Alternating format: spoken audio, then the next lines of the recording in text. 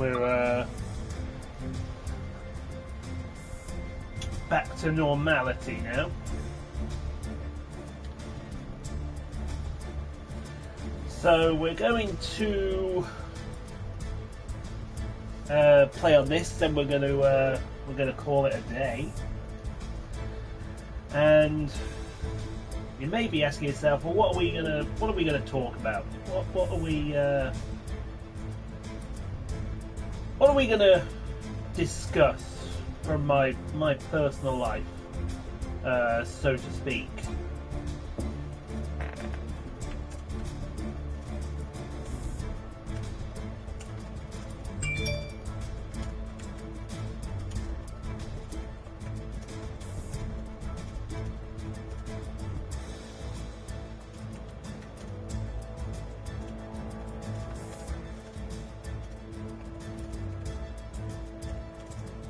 There we go.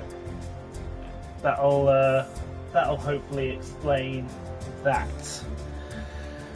But before we get on, we will take on this regional express activity where we operate a fast service over the Main Spessart Bahn. So and we're starting in Gemunden, so that's a good thing. So what is it that I want to talk about? Well, let's start it off with a simple admission, shall we? And that admission is, my name is Ian Poole, and I have been a victim of cyberbullying for the last just over 4 years now. And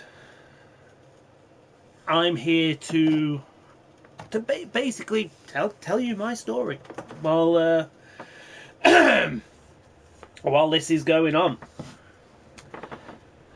It's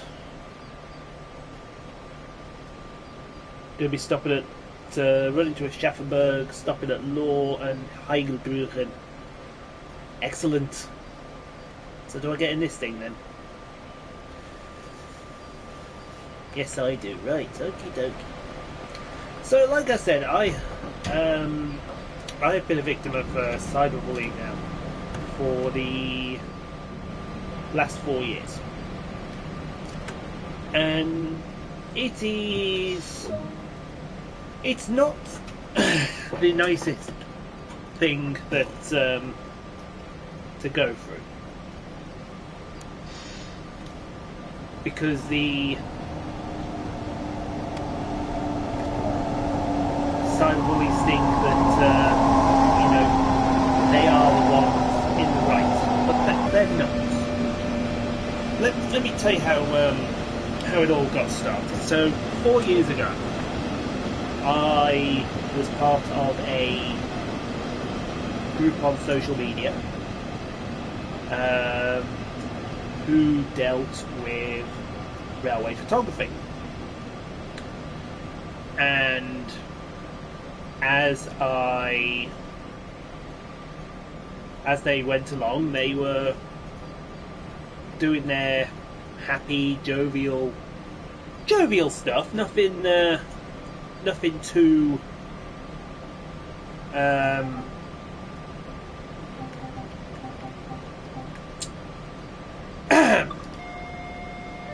nothing too serious. Until one day they started to take the mick out of Brexit by putting people's names on, and I was like, okay, like they put my surname on there, and I was like, okay, lads, that's fair enough. If you want to do that, then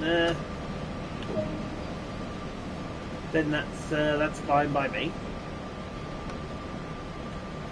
We're not going anywhere, which is to be expected.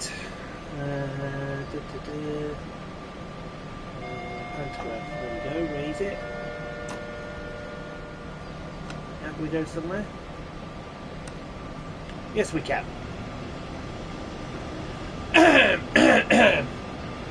Excuse me. And then it went from jovial stuff to some quite more serious stuff. And I was like, guys, okay, look, I don't mind all the jovial stuff, but can you cut it out now?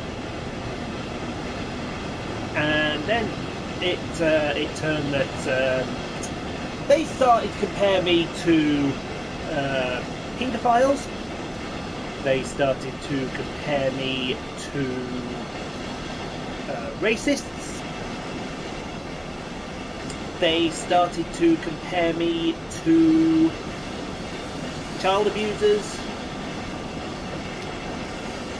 to all sorts of really nasty, horrible stuff like that. So I did the sensible thing, and I walked away from that group, as you would do.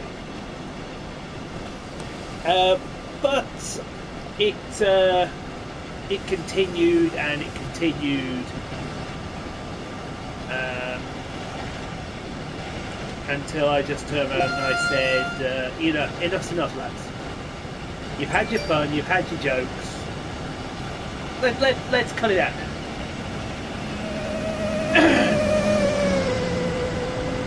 And then it comes to, and I had been thinking a long time about walking away from the railway hobby, because it was just not giving me any satisfaction anymore.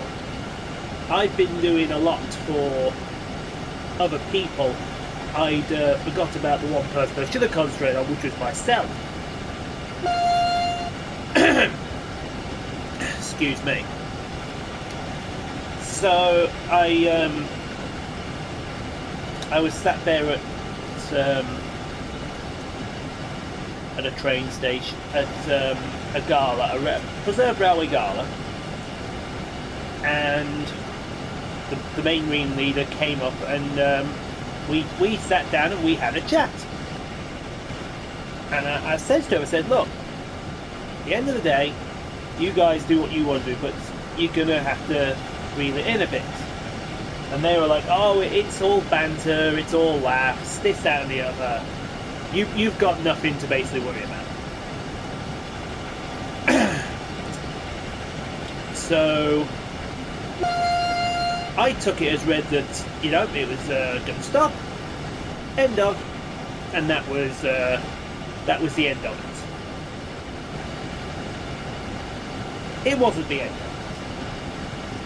They kept going and they kept going, and then they went off me for a bit. They started concentrating on someone else, and while they were concentrating on someone else, and this other person they were concentrating on, that person was of a different ethnic origin, and they basically turned around and they started to mock him over September the 11th. Now, anyone that knows me, and I know this will apply to my American friends over there, but that's where I will draw the line, because for me that is a rather nasty thing to do. So I spoke out, as you would, but big mistake, because that brought all the attention back to me. And I turned around and said, that's it. I've had it. You guys, you've had your fun, you've had your laugh, but you're not going to do this anymore. So it then carried on, until we get to an event that happened 3 years ago, at a railway depot down in London. And they were turning around and said, oh, if Ian turns up, we're going to ruin it for him, we're going to take the piss, we're going to do this, that and the other. And I turned around and I told Simon, who you all saw yesterday, I told her, I said, look, I don't want to go. I do not want to go, because at the end of the day, it's going to ruin the day for you. And he was all like, no, come on, go. You'll have fun. So I went along and I had fun, and all through the event, people were following me around, taking photos of me, put it on this hate group, which, by the way, Facebook deemed this group to not be a hate group. They think that this group is absolutely acceptable to be on social media. It is not, by a long stretch of the imagination. Let's put that out there. But they turned around and they said, no, it's fine to be on Facebook. You can, but stuff that you say, it's not fine. Not fine at all. Hello, Yoshi. So people were following me around at events. They were taking photos, putting them on social media. They were yelling abuse out at the event at me, and it had really got my anger up during that event. And Simon, bless me, he could see that it was really annoying me, and it was annoying him at the same time. So I said to him, I said, look, what time is it now? He said, 4 o'clock. I said, do you want to leave? Because I don't want to be here anymore. And he turned around and he said, yeah, let's go.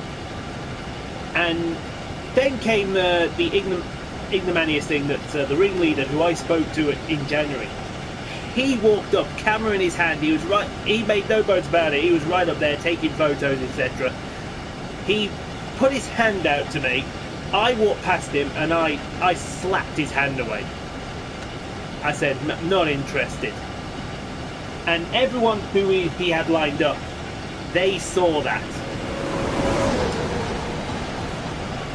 And on the bus back from the depot to the train station, and then onwards to our train home, and now we're speeding.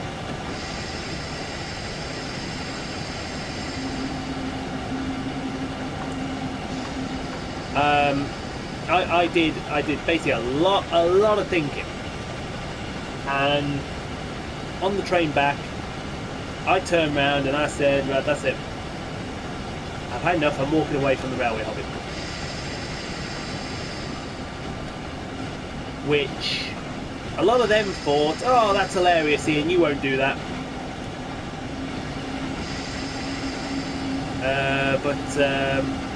I called their bluff on it, and I did. I turned around and I walked away, and I said, I'm not doing this hobby anymore, because it's full of people that think that they're better than everyone else. So I said, look, we're going to do a couple more, and then that's going to be it.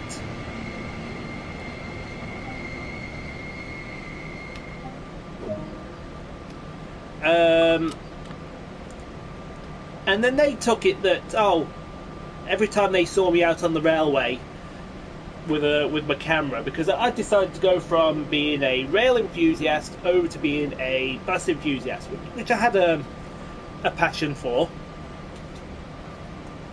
as well. Trying to do it both at the same time. But one of my good friends who I knew for 10 years, he said, come join the bus hobby. They're a lot more welcoming to you. And we sat there. We talked things through, and every time I was on the railways with my camera, which had been just from a bus event, there was always one of them there hanging around. Oh, look at Pooley, he's taking photos of trains. I thought he left the hobby. Well, yeah, get both sides, pal, before you even go down that route, is what I say.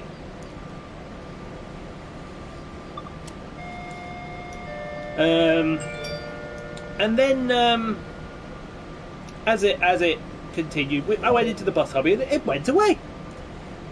And I thought to myself, oh, this is great. This is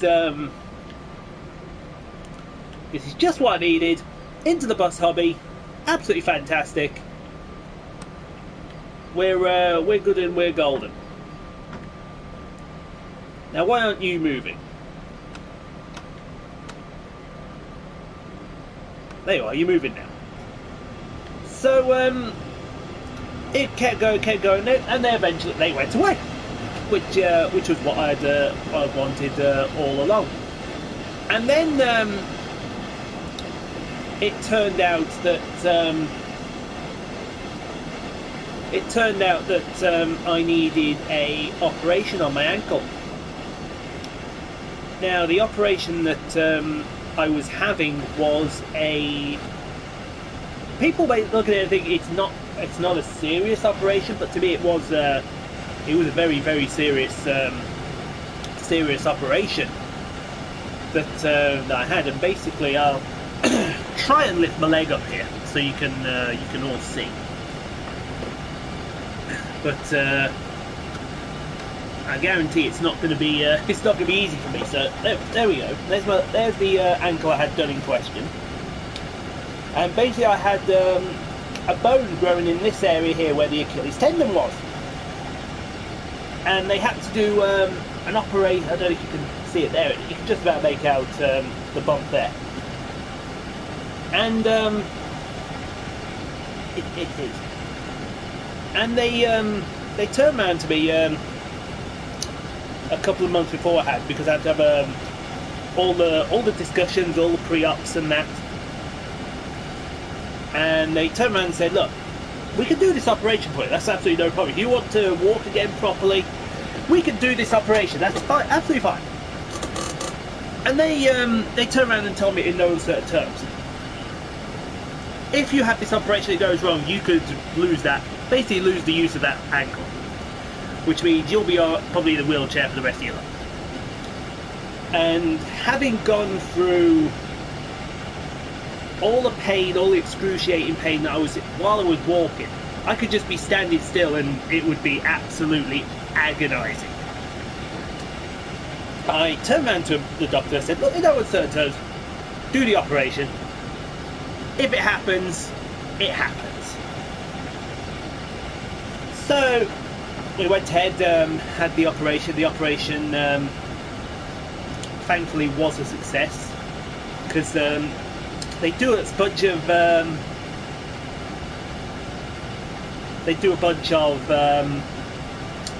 tests after the operation, and as I was, this is a funny story I'm going to tell you. I know I'm being serious about cyberbullying and that, but this is a funny story to know.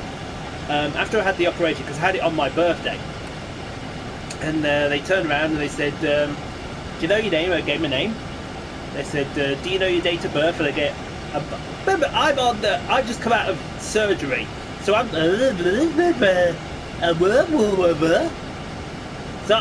my speech is all over the place.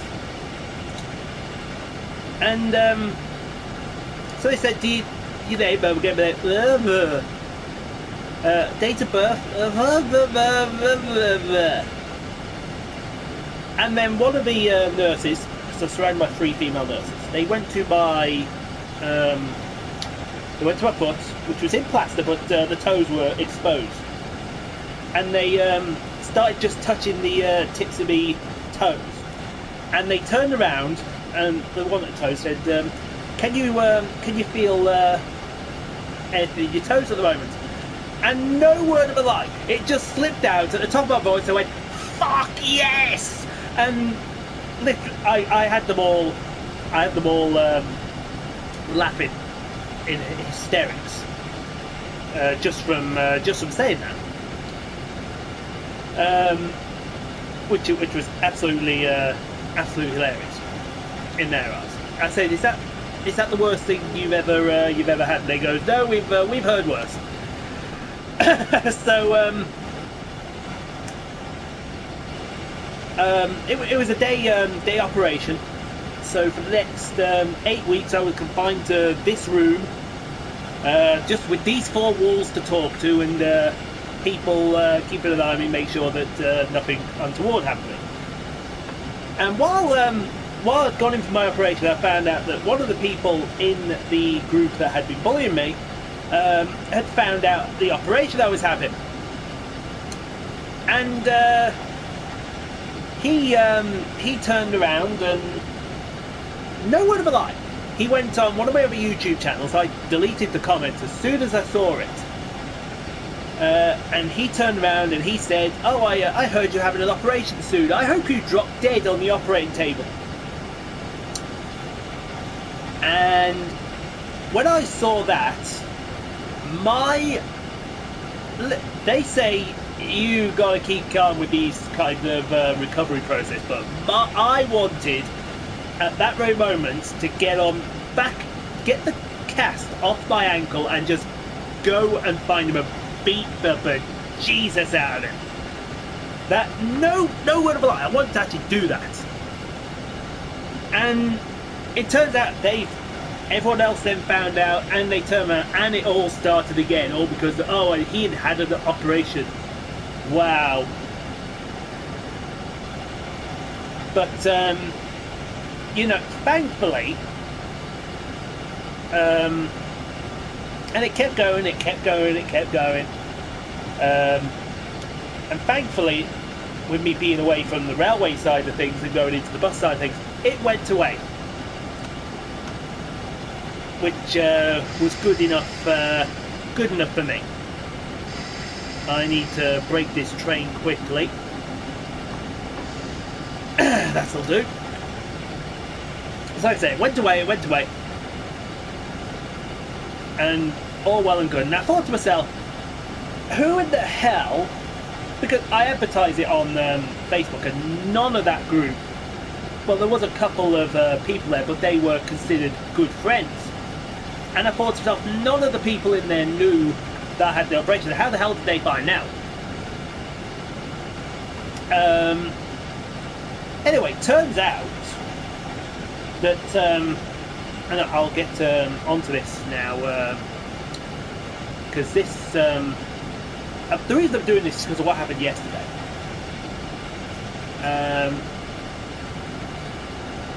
Because going through the operation that I had on my ankle, it brought out a side in me that I didn't know existed. And as anyone who has an operation knows, you sit there, you go through so many emotions, and for some reason my train is slowing down. Why are you slowing down? What is your problem?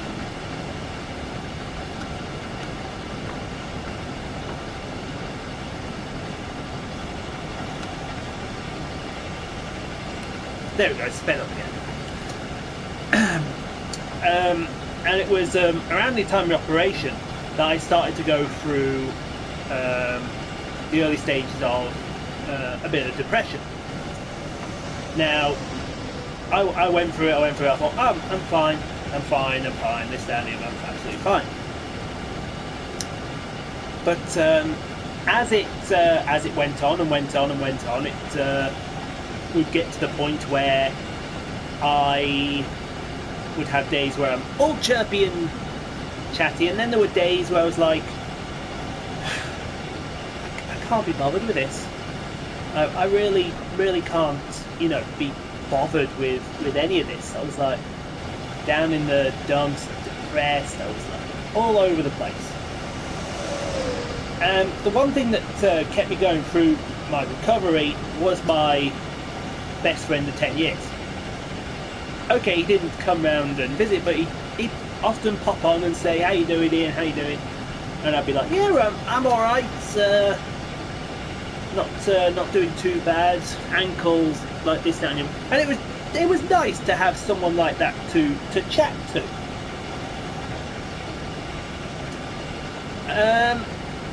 Yeah, I'm about to get onto that trick. But without him, who knows where I'll be today. Anyway, so I got back on my feet after 8 weeks. They told me 18 months. And all through my constant recovery, he was there. He was out with me. We were doing bus photography together. All good. Then he started to go through a really bad breakup, which because he'd been with his partner for a good number of years, and as you would, he helped me through my recovery. I was his sort of crutch to lean on. So then he meets somebody new after we come back from Oxford one day. He meets someone new who lives in Manchester. They started talking and they started dating, as you do. Now, I personally have not met the lady in question. She's a very private sort of person, which I respect. And I said to Phil, I said, look, she's your partner now. She's the person you're dating. If she wants to ever come along and say hi, she's more than welcome. But if she doesn't, fair enough. Anyway, it turns out that, and this is now going on to what happened yesterday, which all started back in May. And 3 people who I thought were friends of myself, they started to gang up on my friend of 10 years. They were all like, oh, your business is not real, everything you're saying is fake, you did this, you did that, etc, etc, etc, blah blah blah blah blah blah. And they started to turn around, and then they looked at me and said, Ian, are you going to back this person? And in no uncertain terms, I turned round to them and I said, look, your beef with my friend is your beef with my friend. You are going to keep me out of it, well and truly. And if you don't want to keep me out of it, that's absolutely fine. But I'm not going to get involved with it. Anyway, they took that as me saying, oh, you're siding with him. Which side do I unlock? Let's go right. Oh, there you go. So they took it upon themselves to say, oh, this is you siding with him. We're now going to disassociate ourselves from you. And I turned around and reiterated my point again. I said, guys, whatever your problem is with him, that's your problem. It's not mine. Anyway, and they kept up. They kept it going. They kept it going. Eventually, their vile words got to people who I thought were friends with me as well, and people started to disassociate themselves from me. And it was about that time that my depression really, really got bad. And what I'm saying now, I've shared with absolutely no one. Nobody knows what I'm about to say, so I'm just going to come out and say this. But a few days after that happened in May, I almost took my own life. I got a Stanley knife from the place of work that I was at, because it's a disposable one, so they can they say, oh, you can keep it, that's absolutely no problem.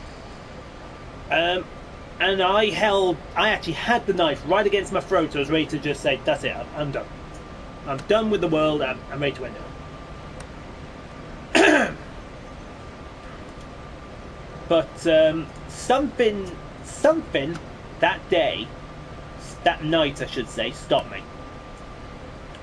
And I haven't a clue what it was that that stopped me, but something did stop me that day. And I'm glad that it did. And it was then that I turned around and said, look, that's it, everyone's gone from Facebook, everybody's this, that and the other. I'm gonna try here to get better myself. And I went into a sort of self-imposed exile to try and, you know, get help with myself. And it worked. I took a month away from it all. Didn't associate with anyone. Just sat at this chair, did other things, and it worked. And as I got back to re-adding people on Facebook, and this was around the time that I was a member of YouTube gamers community. It was about this time that I started meeting some absolutely fantastic new people, such as yourself, Patrick, Eric, Nina, Squid, Greg, all the people in there I started to meet. And I will be honest and say that in meeting you guys and in watching your videos, it has kind of a way changed my life, because now it's moved my attention away from one thing to move on to another thing, which is absolutely fantastic. So then I because I still had my brother who was here yesterday, he was still with me, and he turned around and he said, you know, one of the, and now I'm not going to mention the people that have been doing it. They know who they are. They've got to live with that for the rest of their lives. But he turned around and he said, you know, one of the chaps that told you to choose your friend or them, and I goes, yeah. He says, do you know he's part of that group that have been bullying you for 4 years? And I goes, no. And I goes, when did he become a member of that? And he turned around and he said, oh, he's been a member of that since you've been there, since the 4 years ago. And I sat there and I thought to myself, hang on a second. And it was like, and then the light bulb started to come on. You know how you sometimes have those eureka moments, and you sometimes sit there and you think, this is all starting to make sense. And as I sat there and processed everything, it became clear he was the person that was basically fishing the information out of me, where I was going, etc, etc, etc, and all that, and passed it on to them so they could follow me around. And I turned and I confronted him about it, and he didn't deny it. He basically sat wherever he was. He said, I'm a member of that group, but as I said to him, I said, you're not denying it. So did you do it or did you not do it? Because I had put it out that if I ever found the person that did, I would basically beat their ass. And I don't care if it put me in jail. I would beat their ass for doing what they did. And he told me he didn't deny it. He didn't say yes, he did do it. He just said nothing. And that was basically the last that I heard of. He's made no effort to get in contact since. So as far as I'm concerned, and the funny thing is, as soon as I got rid of him, the thing with that group all stopped.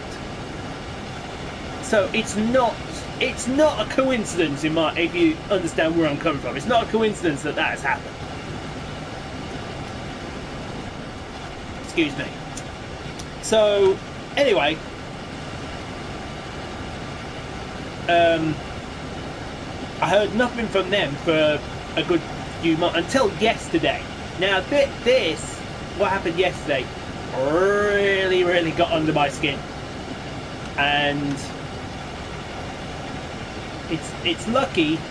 Those who are friends with me on Facebook will know exactly what I'm about to say, but those that don't won't know what's about to happen. So I'll basically explain it to you. I saw him commenting there, and I made a quip that etc, etc. He turned around and said, "Oh, it's all your fault.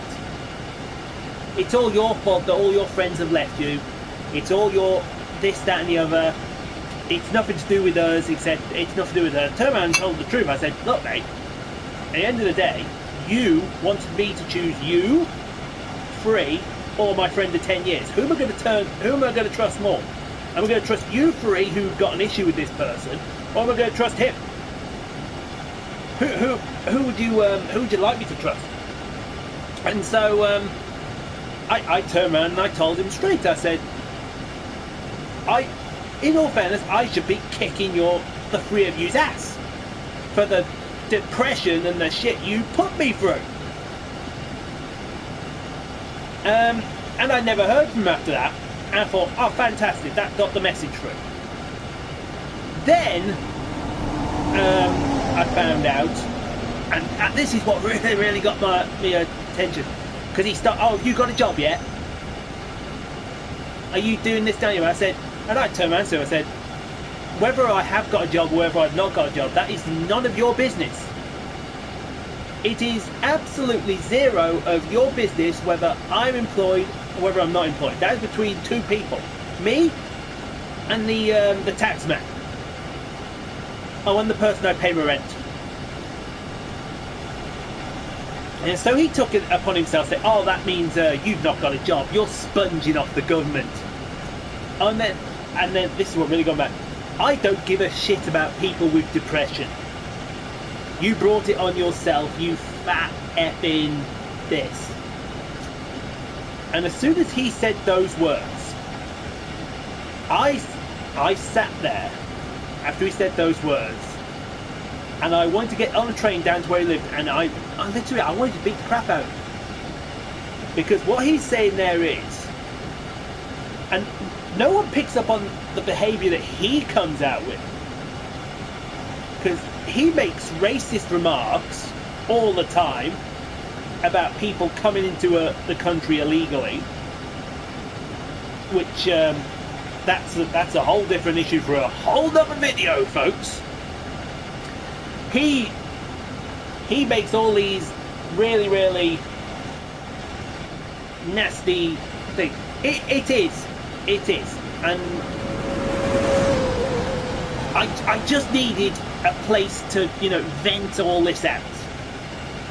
Get it all off my chest. Everything that happened to me, everything that's gone on, just need to get it all off my chest. And just for him to turn around and say he doesn't give a shit about people with depression. Let me tell you now, there are a lot of people out there that have suffered with depression in their life.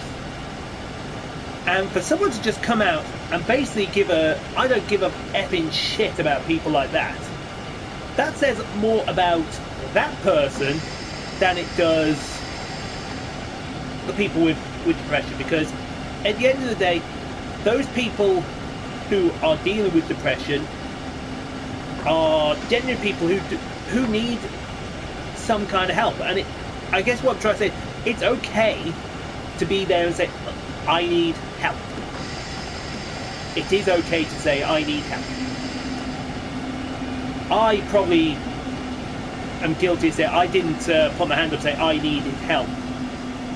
But it would have been nice, to get that help. But I found the help through myself and through other methods. But for him to just turn around and say, look, oh, people with depression, no one gives a fuck. Well, people do. which is a sad inevitability on his part, because he's obviously that narrow-minded about it that he probably doesn't care. But at the end of the day, that onus is on him. It's not on anyone else. If you're a friend in need, I will gladly go to bat for you. I will gladly stand side by side with you, etc., etc. He does, and it really, really pains me to say that, because, you know, I don't think he's a bad person, but some of the things he's come out with, some of the choices that he's said, basically he's trying to say, oh, he's better than everyone else. Well, the last time that I checked, nobody is better than anybody. Whether you have depression, whether you're able-bodied, whether you're disabled, there is no person in the world that is better than anyone else. And for him to basically come out with stuff like that, to say, oh, yeah, I don't give one about people with depression and whatnot. Have we finished? Can I leave the train now? Set the brake off.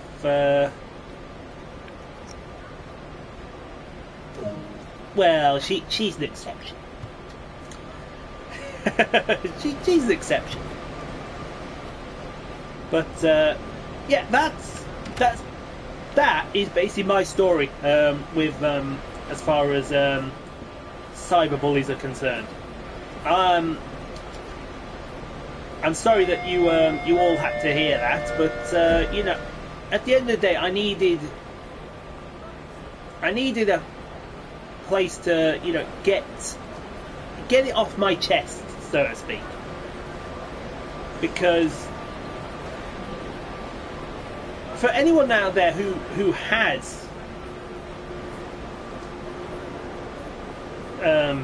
been through cyberbullying, who has been through depression, that people will listen,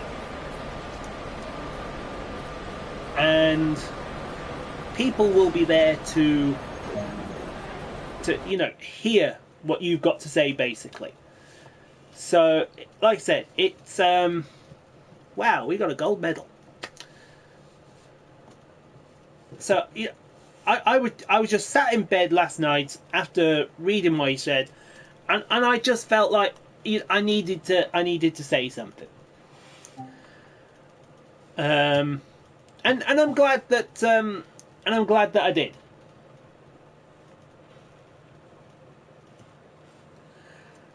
I'm glad that, you know, I've taken the time away from talking to you like I normally do on these videos, to, you know, actually opening up about me. And hopefully that now that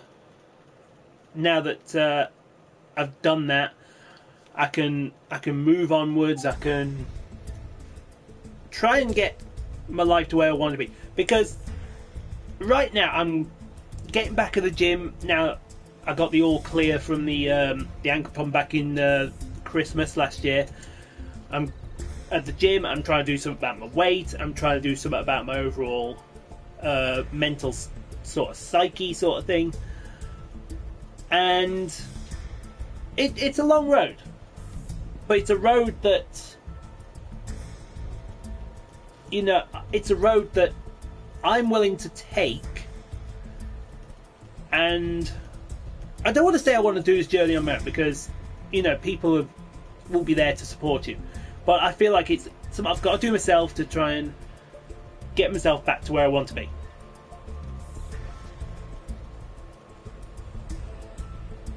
But yeah, absolutely, I agree with those last two comments. There are people out there who will help, Depression, it comes in all shapes. It comes in all forms. No one should live with cyberbullying. No one should live with being labelled a paedophile, being labelled a child molester, being labelled a racist, being labelled homophobic. No one should have to have those labels put on them if it's not true, because that's how it all starts to snowball. If you understand what I'm saying. But you know, everyone who watches this video right to the end, I hope that words will not be able to put into to describe how much I'll thank you all for watching this and hearing my story, basically. So, I mean, I will probably, you know, do this sort of once a month or so, just to give you an update on how I'm doing or whatever. But I know, like I said, like I said, Patrick's, you've dealt with, I think, Squid, she's dealt with it before as well, was open about it. Everyone will suffer at some point. There's always a door open, and if anyone feels like they're suffer as well, I've always said I'm an open door policy. Come knock on my Facebook, come knock on my Twitter, come knock on my YouTube. I'll always have time for somebody to listen, to vent, so to speak. So, anyway, I've exactly what goes around comes around. I've rabbited on now for quite a bit now. So I'm gonna go get a carrot and stop rabbiting. Hey. But you know, thanks all for watching. Normal service will be resumed tomorrow. What are we playing tomorrow? Oh, lovely. We're playing Bus Simulator and Rocket League with Call of Duty tomorrow. So, like I said, thank you all, everyone who watches this. Thank you for watching. I hope you have enjoyed. Thank you, Patrick. Thank you, Matthew, for tuning in, so to speak. And until tomorrow when we get back on it, I will see you all next time. And I hope it wasn't too much of a burden. So thank you all. Take care. I'll see you all later.